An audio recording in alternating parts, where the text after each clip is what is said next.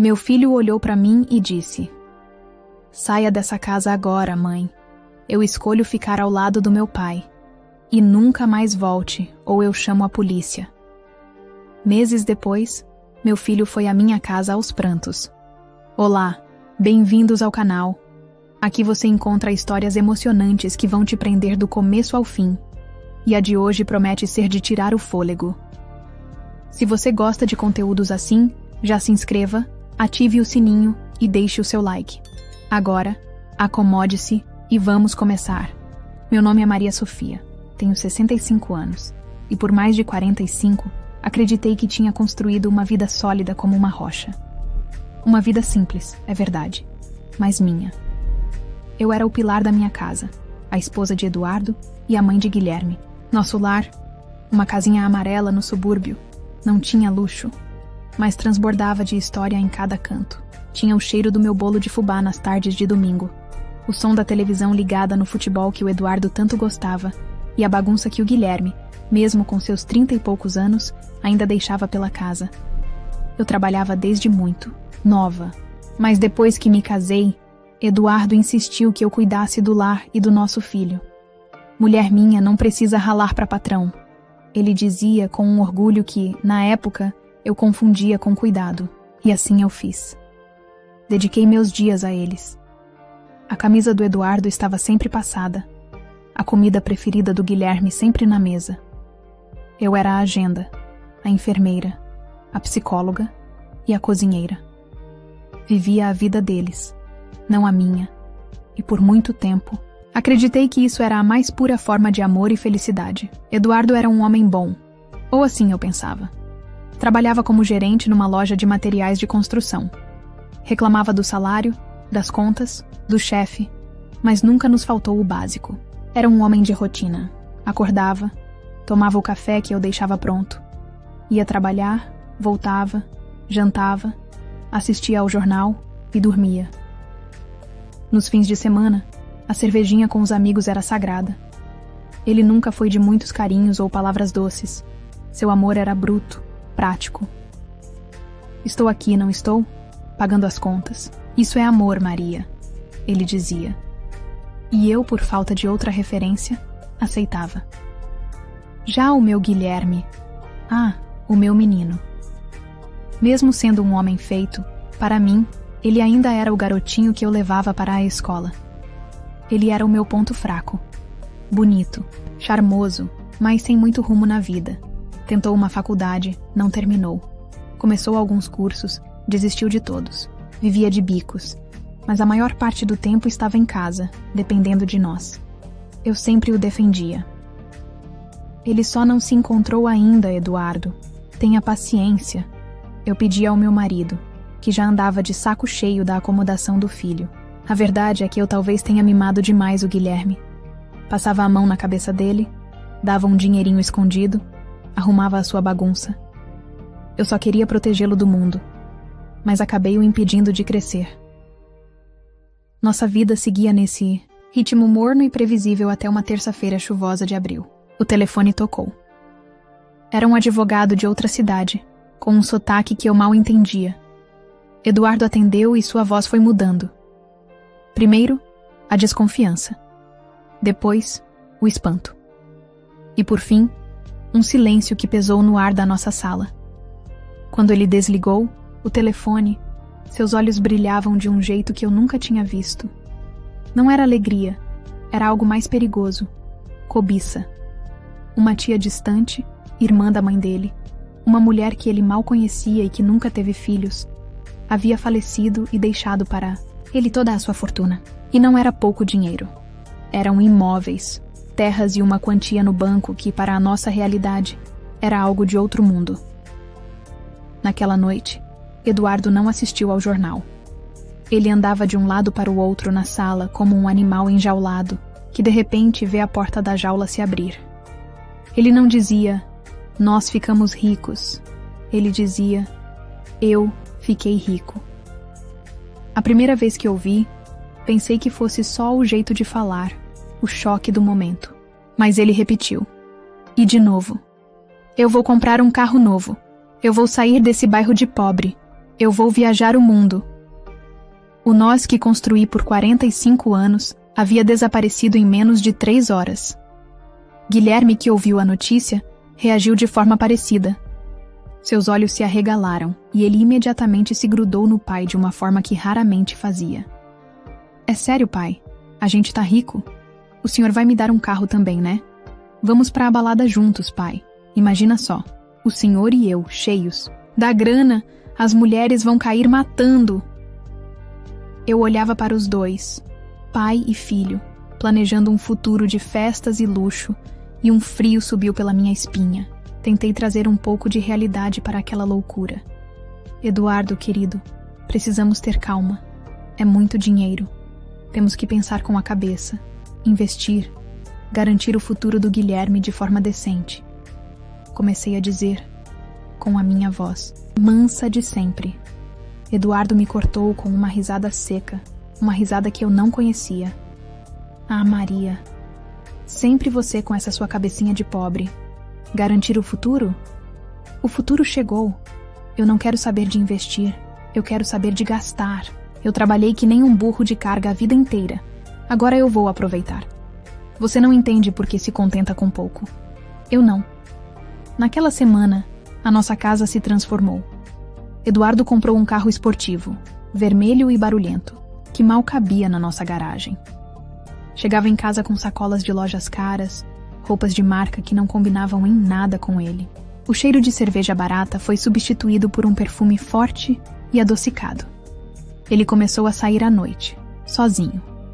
Voltava de madrugada, com cheiro de bebida e de outros perfumes que não eram o meu. Guilherme estava em êxtase. Bajulava o pai a todo momento. Meu pai é o cara, o rei do pedaço, ele dizia, enquanto recebia dinheiro para ir para festas e comprar roupas novas. Ele olhava para mim com uma espécie de pena. Um dia, me encontrou na cozinha, lavando a louça, e disse: Mãe, a senhora precisa se modernizar. O pai agora é outro homem, um homem de sucesso. A senhora continua aí, nesse tanque, nessa vidinha. Aquelas palavras doeram mais do que qualquer grosseria do Eduardo. Ver meu próprio filho me diminuindo, me tratando como uma peça antiga que já não servia mais na nova decoração da vida deles. Eu tentei alertá-lo, com o coração apertado. Meu filho, isso não é felicidade. A vida não é só festa e dinheiro. Seu pai está se perdendo e está levando você junto. Ele riu. Inveja, mãe? É isso? A senhora está com inveja porque o pai finalmente vai viver de verdade e a senhora vai ficar para trás? Ficar para trás. A frase ecoou na minha cabeça. Eu estava sendo deixada para trás na minha própria casa, pela minha própria família. O homem com quem dividia a cama por mais de 4 décadas era um estranho, e o filho que gerei em meu ventre me olhava como se eu fosse um obstáculo para a sua nova vida de prazeres. A rocha que eu achava que era a minha vida estava se esfarelando, grão por grão, e eu sentia, com um pavor crescente, que um terremoto ainda maior estava por vir. O dinheiro não tinha trazido felicidade, tinha trazido um veneno que estava matando a minha família bem diante dos meus olhos. E eu estava completamente sozinha no meio da destruição. O terremoto que eu temia não demorou a chegar. E ele veio na forma de uma mulher, uma moça que não devia ter nem a idade do meu filho, com cabelos longos e loiros, um corpo que ela fazia questão de exibir em roupas minúsculas e um sorriso que não alcançava os olhos. O nome dela era Jéssica. Eduardo a trouxe para jantar, numa noite de sábado. Eu, no meu hábito de décadas, tinha preparado o prato preferido dele, uma lasanha caprichada, mas eles chegaram com sacolas de um restaurante japonês, algo que Eduardo sempre disse que era comida de passarinho. Maria, esta é a Jéssica, ele disse, com a naturalidade de quem apresenta uma colega de trabalho. Jéssica, esta é a Maria, Sofia. A moça me olhou de cima a baixo, com um desprezo mal disfarçado, e me estendeu uma mão com unhas tão compridas e enfeitadas que pareciam garras. Prazer, ela disse, mas sua voz dizia o contrário. O jantar foi uma tortura. Eles comeram a comida japonesa na nossa mesa de jantar, a mesma onde comemorei todos os aniversários do Guilherme. Eles riam. Falavam de lugares que eu não conhecia, de festas, de uma vida que parecia acontecer em outro planeta. Guilherme, meu filho, sentou-se com eles e ria junto. Ele a tratava como uma rainha, puxando a cadeira para ela, enchendo seu copo. Para mim, ele não dirigiu uma palavra. Eu era um fantasma na minha própria casa. Levantei-me em silêncio, recolhi a minha lasanha intocada, guardei na geladeira e me refugiei na cozinha, o único lugar que ainda parecia ser meu. As risadas deles na sala eram como facas no meu peito. A presença de Jéssica se tornou constante. Ela passava os dias na nossa casa, usando a nossa piscina, deitando-se na nossa cama para assistir televisão. Deixava suas roupas espalhadas, seus produtos caros no meu banheiro. Eduardo a tratava como se ela fosse uma joia rara. Dava-lhe presentes caríssimos, carros, viagens. E ela o dominava completamente. Seus desejos eram ordens. E o maior desejo dela, eu logo descobriria, era que eu desaparecesse. A conversa final aconteceu numa tarde de domingo, o dia que antes era sagrado para a nossa família. Eu estava no quintal, cuidando das minhas roseiras, a única coisa que ainda me dava um pouco de paz. Eduardo se aproximou. Ele não parecia o homem com quem me casei. Estava mais magro, com o rosto cansado por trás do bronzeado forçado. Mas seus olhos tinham uma dureza que me assustava. Maria, preciso que você saia de casa, ele disse, sem rodeios. As palavras foram tão diretas que por um instante eu achei que não tinha entendido direito. Sair? Sair para onde, Eduardo? Esta é a minha casa, respondi, minha voz um fio. Não é mais, ele disse friamente. Esta casa está no meu nome, sempre esteve. E eu vou começar uma nova vida. Vou me casar com a Jéssica. E, obviamente, não há lugar para você aqui. Se casar? Gaguejei, sentindo o chão sumir. Eduardo, nós somos casados há 45 anos. Nós temos um filho, uma história. Tivemos, ele me corrigiu. Uma história de pobreza e rotina. Eu quero mais. A Jéssica me dá alegria, me dá vida. Você representa o passado, um passado que eu quero esquecer. O advogado vai te procurar para acertar o divórcio. Você não vai sair de mãos, abanando. Vou te dar uma pensãozinha. Agora, por favor, facilite as coisas e vá embora. As lágrimas escorriam pelo meu rosto sem que eu pudesse controlá-las. Era uma crueldade tão imensa, tão surreal. Olhei para a porta da cozinha e vi Guilherme. Ele tinha ouvido tudo. Meu coração se encheu de uma esperança desesperada. Ele não permitiria. Meu filho, meu menino, ele me defenderia. Corri até ele, segurando em seus braços. Filho, pelo amor de Deus, fale com o seu pai. Ele enlouqueceu. Diga a ele, filho. Diga a ele que somos uma família. Guilherme desviou o olhar. Ele não me abraçou. Ele não me defendeu. Ele delicadamente removeu minhas mãos de seu braço como se eu estivesse suja. Mãe, o pai está certo, ele disse, e cada palavra foi um golpe. A vida dele é dele. Ele tem o direito de ser feliz. A senhora só o prende, só o coloca para baixo com esse seu jeito. Mas e eu, Guilherme? E a sua mãe? Eu não tenho direito. A nada? A um teto? Ao respeito? Eu soluçava. Foi então que a porta se abriu e Jéssica apareceu, envolvendo a cintura de Eduardo com um braço, um sorriso vitorioso no rosto. Amor, ela ainda está aqui? Pensei que já tivesse resolvido. Ela disse com a voz melosa. Ver aquela cena, meu marido e meu filho ao lado daquela estranha, e eu ali, sozinha e desamparada, me quebrou. Mas a humilhação final ainda estava por vir. Eu me recusei a sair. Eu não vou a lugar nenhum. Esta casa também é minha. Eu construí isso aqui. E gritei, com a força que me restava. Eduardo deu um passo à frente, mas Guilherme o impediu. Meu filho me encarou, e em seus olhos não havia amor, não havia compaixão. Não havia nada do menino que eu criei. Havia apenas uma frieza calculista, o reflexo do futuro de festas e dinheiro que ele não estava disposto a arriscar por mim.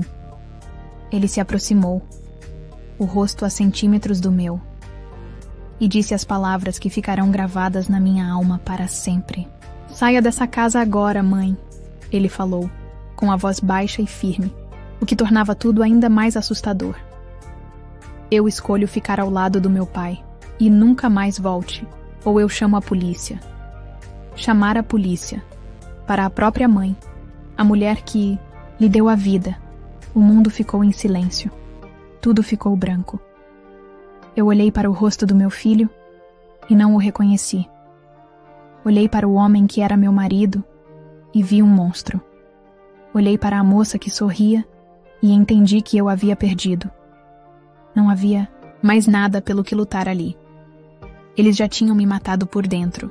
Sem dizer mais uma palavra, dei as costas para eles. Entrei no meu quarto, o quarto que não era mais meu. Peguei uma bolsa pequena, a mesma que eu usava para ir à feira. Coloquei dentro uma troca de roupa, minha escova de dentes e um porta-retrato antigo, com uma foto do Guilherme criança, sorrindo, no meu colo. Passei pela sala. Eles estavam os três no sofá, assistindo televisão, como se nada tivesse acontecido. Como se eu nunca tivesse existido. Abri a porta da frente e pisei na calçada. O sol do fim de tarde batia no meu rosto, mas eu sentia um frio de inverno na alma. Olhei para trás uma última vez. Para a casinha amarela, para as minhas roseiras, para a vida que me foi roubada. E então, eu comecei a andar. Sem rumo, sem dinheiro, sem família. Aos 65 anos, eu era uma indigente, expulsa de casa pelo próprio filho. A dor era tão grande que eu não conseguia mais chorar. No meu peito, só havia um vazio imenso e gelado. Os primeiros dias depois da minha expulsão foram um borrão de dor e humilhação. Andei sem rumo até meus pés doerem. Cada rosto que passava por mim na rua parecia me julgar. Eu, Maria Sofia, que sempre tive meu lar, minha dignidade, agora era uma ninguém. Uma mulher de 65 anos com uma bolsa na mão e o coração em pedaços. A noite chegou e com ela, o medo.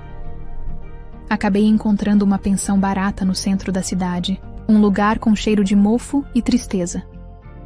O quarto era minúsculo, com uma cama de ferro que rangia e uma janela que dava para uma parede de tijolos. Naquela primeira noite, deitada naquela cama dura, eu chorei. Chorei pela minha casa, pelo meu casamento desfeito, mas principalmente chorei pelo filho que me virou as costas e ameaçou chamar a polícia para a própria mãe. A dor da traição dele era a mais profunda de todas. Passei quase uma semana naquele quarto, vivendo do pouco dinheiro que tinha na carteira, comendo pão e bebendo água. Eu me sentia um lixo, um trapo velho que foi usado e descartado. Um dia, ao me olhar no espelho rachado do banheiro comunitário, eu mal me reconheci. Vi uma velha senhora, de ombros caídos, olhos inchados e sem vida. Aquela não era eu. A Maria Sofia que eu conhecia, apesar de simples, era forte. Ela tinha cuidado de uma casa, criado um filho, superado dificuldades. E foi naquele momento, olhando para aquela figura patética no espelho, que uma pequena chama se acendeu dentro de mim. Uma chama de teimosia. Eles me tiraram tudo, mas não podiam tirar quem eu era. No dia seguinte, levantei, tomei um banho frio e saí. Com o pouco de dignidade que me restava, comecei a procurar um emprego. Foi humilhante. Em cada lugar, a resposta era a mesma. A senhora não tem experiência? Nessa idade é complicado. Estamos procurando um perfil mais jovem. As portas se fechavam na minha cara, uma após a outra. Quando estava prestes a desistir, vi uma placa numa lojinha de roupas femininas, num bairro mais simples. Precisa-se de vendedora com experiência em costura para pequenos ajustes. Costura. Era algo que eu sempre fiz. Ajustava as roupas do Eduardo, remendava as calças do Guilherme. Entrei na loja com o coração na mão. A dona, uma senhora chamada Clara, um pouco mais nova que eu, me olhou com simpatia. Contei uma meia-verdade, disse que era viúva e precisava recomeçar. Mostrei a ela minhas mãos, calejadas de anos de agulha e linha. Ela me pediu para fazer uma bainha numa calça. Fiz com o capricho de quem fez isso a vida toda. Fui contratada. O salário não era muito, mas era meu. O primeiro dinheiro que ganhei com o meu próprio suor em mais de 40 anos. Aquele pequeno maço de notas tinha um valor que fortuna nenhuma do Eduardo poderia comprar. O valor da minha independência. Aluguei um quartinho melhor, limpo e arejado, nos fundos da casa de uma família. Tinha minha própria entrada e um pequeno banheiro. Comprei uma cama nova, um fogão de 2 bocas e algumas panelas. Aos poucos, eu estava construindo pela primeira vez na vida um canto que era só meu. O trabalho na loja me fez bem. Conversar com outras mulheres, ajudá-las a se sentirem bonitas, ouvir suas histórias. Tudo isso me tirou do casulo de dor em que eu vivia. Eu ainda era a Maria Sofia, mas uma versão nova. Uma que não dependia da aprovação de ninguém para existir. As notícias do meu antigo mundo chegavam por meio de uma antiga vizinha, a Dona Lourdes, que às vezes passava na loja.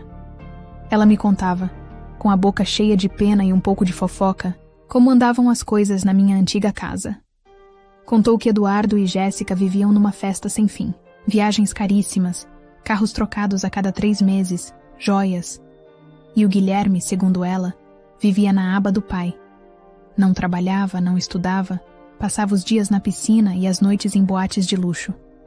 Cada palavra dela era uma pontada no meu coração, mas eu ouvia em silêncio, assentindo com a cabeça.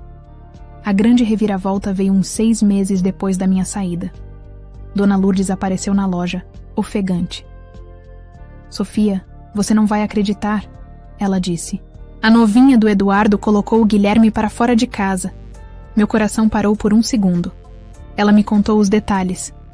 Parece que a Jéssica se cansou da presença do enteado preguiçoso. Ele era um gasto a mais, uma testemunha do passado, do Eduardo. E ela queria o novo marido só para ela. Exigiu que Eduardo o mandasse embora. Ou ele, ou eu, ela teria dito. E Eduardo, o pai que Guilherme tanto defendeu, o homem por quem meu filho me virou as costas, não pensou 2 vezes. Ele escolheu a mulher. Disse ao Guilherme que ele já era adulto, que tinha que seguir a própria vida e que não podia mais morar lá, sem carro, sem mesada, sem teto. Exatamente como fizeram comigo. Confesso que uma parte de mim sentiu uma satisfação sombria. Era a justiça do mundo, lenta, mas implacável. No entanto, a mãe dentro de mim sentiu pena. Onde estaria o meu menino? Resposta veio 1 semana depois. Eu estava fechando a loja quando o vi. Parado do outro lado da rua, magro, com a barba por fazer, vestindo roupas amassadas. Era o meu Guilherme. Ele me esperou fechar a porta e se aproximou, hesitante. Seus olhos estavam cheios de vergonha. "Mãe", ele disse, a voz embargada. Eu fiquei parada, o molho de chaves na mão, o coração batendo forte. O rosto dele me trazia à memória a dor daquele domingo, a crueldade das suas palavras. "O que você quer, Guilherme?", perguntei, minha voz mais firme do que eu esperava. Ele desabou a chorar ali mesmo na calçada. Um choro alto, de criança perdida. "Me perdoa, mãe. Pelo amor de Deus, me perdoa. Eu fui um idiota, um cego, um canalha. Eu troquei a senhora por festa, por dinheiro. E agora eu não tenho nada. Ele me expulsou. Me colocou na rua como um cachorro. Eu não tenho para onde ir, não tenho 1 centavo. Estou dormindo num albergue. Mãe, eu errei. Eu sei que errei feio. Mas me deixa voltar para casa? Eu trabalho, eu ajudo, eu faço o que a senhora quiser. Mas não me deixa na rua, por favor." Ele se ajoelhou na minha frente, agarrando a barra da minha saia. Era a cena mais patética e triste que eu já vi. Olhando para o meu filho ali, naquele estado, o ódio que eu sentia se dissolveu, dando lugar a uma imensa compaixão. Ele era meu filho, afinal. Parte de mim queria abraçá-lo, levá-lo para o meu quartinho, fazer uma sopa quente e dizer que tudo ficaria bem. Era o meu instinto de mãe. Mas então, olhei para as minhas mãos. As mãos que agora trabalhavam, que pagavam meu aluguel, que compravam minha comida. Olhei para a chave da minha porta na minha mão, a chave da minha paz, da minha nova vida. Se eu o deixasse entrar, estaria deixando entrar também toda a confusão, toda a dependência, toda a dor do passado. Eu o amava, mas eu precisava me amar também. Com uma calma que surpreendeu a mim mesma, me abaixei e o ajudei a se levantar. Olhei no fundo dos seus olhos marejados. Eu te perdoo, Guilherme. Falei, e as palavras eram sinceras. O perdão era mais para mim do que para ele. Um peso que eu estava tirando das minhas costas. Eu te perdoo por tudo. Mas a minha casa, o meu cantinho, ele não é mais o seu lugar. Você é um homem. Precisa aprender a andar com as próprias pernas. Erro que você cometeu foi a sua lição. Agora você precisa aprender com ela. Tirei da minha bolsa todo o dinheiro que eu tinha, as economias da semana. Não era muito, mas era o suficiente para ele se alimentar por alguns dias. Coloquei o dinheiro na mão dele. Tome. Se cuide. Mas não me procure mais para isso. Você tem meu perdão, meu filho. Mas a minha vida agora é minha. Virei as costas e fui embora, sem olhar para trás. Cada passo era pesado, mas também era firme. Eu tinha perdoado, mas não tinha esquecido. E pela primeira vez, eu tinha escolhido a mim mesma. A reviravolta não era apenas a queda deles, era principalmente o meu reerguimento. A vida, depois daquele encontro com o Guilherme, seguiu seu novo curso. Uma rotina tranquila, modesta, mas que era inteiramente minha. Eu acordava com o som dos passarinhos na árvore do quintal da minha senhoria, e não mais com o barulho do carro esportivo do Eduardo. Tomava meu café forte, sem pressa, lendo um jornal ou simplesmente olhando o movimento da rua. Ia para o meu trabalho na loja da Dona Clara, que a essa altura já tinha se tornado uma grande amiga. O trabalho era meu sustento, mas também minha terapia. Cada cliente que eu ajudava, cada peça de roupa que eu ajustava com carinho, era uma forma de reafirmar o meu valor, a minha utilidade no mundo. Eu não era rica. Longe disso. Meu dinheiro era contado, mas nunca me faltou. E havia uma doçura em poder comprar um vaso de flores para enfeitar meu quartinho, ou um pedaço de bolo na padaria, sabendo que fui eu, com meu esforço, que paguei por aquele pequeno luxo. Aprendi a gostar da minha própria companhia. Aos 65 anos, eu estava descobrindo quem era a Maria Sofia de verdade, sem ser a esposa de ou a mãe de. E eu estava começando a gostar muito dela. Era uma mulher resiliente, mais forte do que jamais imaginou ser. O capítulo final da história do Eduardo chegou até mim, como sempre, pela boca da Dona Lourdes. Ela me contou que a vida de rei dele não durou muito mais tempo. A tal da Jéssica era um poço sem fundo de ganância. Depois que Guilherme foi expulso, ela não tinha mais nenhum obstáculo. Convenceu Eduardo a vender as terras da herança, dizendo que era melhor ter o dinheiro vivo para investir em negócios. Convenceu-o a colocar o apartamento novo que compraram e o carro de luxo no nome dela para fugir dos impostos. Eduardo, cego de paixão e completamente dominado, fez tudo o que ela quis. Ele, que sempre se achou tão esperto, foi o mais tolo dos homens. Quando o dinheiro das terras acabou, gasto em bolsas de grife, viagens para Dubai e festas extravagantes, e só restaram as dívidas dos cartões de crédito estourados, Jéssica desapareceu. Simplesmente sumiu no mundo. Deixou para trás um bilhete debochado e um homem de meia-idade falido. A queda foi brutal. O banco tomou o apartamento. O carro já não era dele. A minha antiga casa, a casinha amarela que ele se recusou a dividir comigo no divórcio, teve que ser vendida às pressas por uma ninharia para cobrir parte das dívidas que a moça deixou em nome dele. Do homem milionário e arrogante, não sobrou nada além de um homem endividado, sem teto e pela primeira vez na vida, sem a minha rede de segurança para aparar sua queda. Um dia, eu estava na porta da loja, varrendo a calçada antes de fechar. Um homem se aproximou, cabisbaixo. Usava roupas gastas. Estava muito mais magro e envelhecido. Demorei 1 segundo para reconhecê-lo. Era Eduardo. O choque me paralisou por um instante. Ele parecia um fantasma, uma caricatura do homem poderoso que tinha sido. Ele parou a uma distância respeitosa. Não havia arrogância em seu olhar, apenas um vazio desesperado. Ele me olhou. Olhou para a minha roupa simples, de vendedora, para a vassoura na minha mão. Talvez esperasse ver uma mulher destruída, mas encontrou apenas uma mulher em paz com seu trabalho. Sofia, ele começou, a voz rouca, fraca.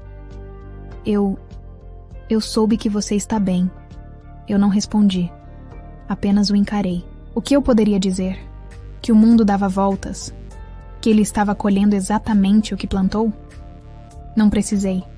O silêncio, às vezes, é a resposta mais poderosa.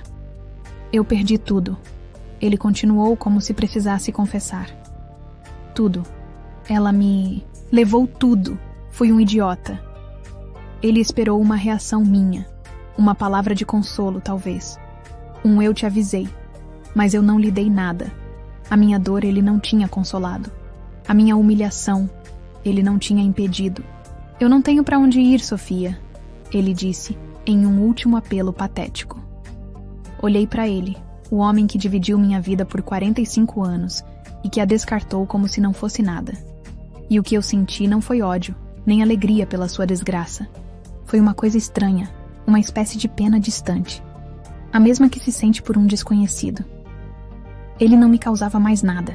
A ferida tinha cicatrizado, e no lugar havia apenas uma pele lisa, insensível ao seu toque. Apenas assenti com a cabeça, um gesto mínimo, e me virei para dentro da loja, puxando a porta de metal para fechar. O som da porta descendo nos trilhos foi o ponto final definitivo na nossa história. Eu não precisei dizer uma palavra. Minha vida, meu trabalho, minha paz de espírito, tudo isso era a minha resposta. Minha vingança não foi um ato, foi um estado de ser. Quanto ao Guilherme, nunca mais o vi pedindo esmola. Dona Lourdes me contou que ele teve que se virar. Começou como ajudante de pedreiro numa obra. Depois conseguiu um emprego fixo como entregador numa distribuidora de água e gás. Um trabalho duro, honesto. De vez em quando cruzo com ele na rua, pilotando sua moto de trabalho, o rosto suado sob o capacete. Ele sempre desvia o olhar, cheio de vergonha. Ele está pagando seu preço, não com a miséria, mas com o peso diário do seu erro e com o suor do trabalho que antes desprezava. Ele está finalmente se tornando um homem. Talvez um dia ele se perdoe. E eu continuo aqui. Meu nome é Maria Sofia, tenho 65 anos e sou vendedora numa loja de roupas femininas. Não sou rica, não tenho luxos, mas quando chego ao meu quartinho no fim do dia, fecho a minha porta e sinto uma paz que dinheiro nenhum no mundo pode comprar. A paz de quem sobreviveu à tempestade e descobriu que a maior riqueza é a dignidade. Eu não precisei mexer uma palha para ver a justiça acontecer. Não precisei desejar o mal, nem planejar vingança. Eu apenas segui em frente, cuidando da minha vida. E o mundo, com suas voltas inevitáveis, se encarregou de dar a cada um exatamente o que merecia. Meu filho e meu ex-marido receberam o seu castigo. E eu recebi a minha liberdade. E isso, para mim, é o final mais feliz que poderia existir. Gostou da história de hoje? Então ajude o canal apenas compartilhando esta história com 2 amigos, pois isso nos ajudará demais. Comente a sua opinião e se inscreva no canal para receber nossas belas histórias. Ative também o sininho das notificações.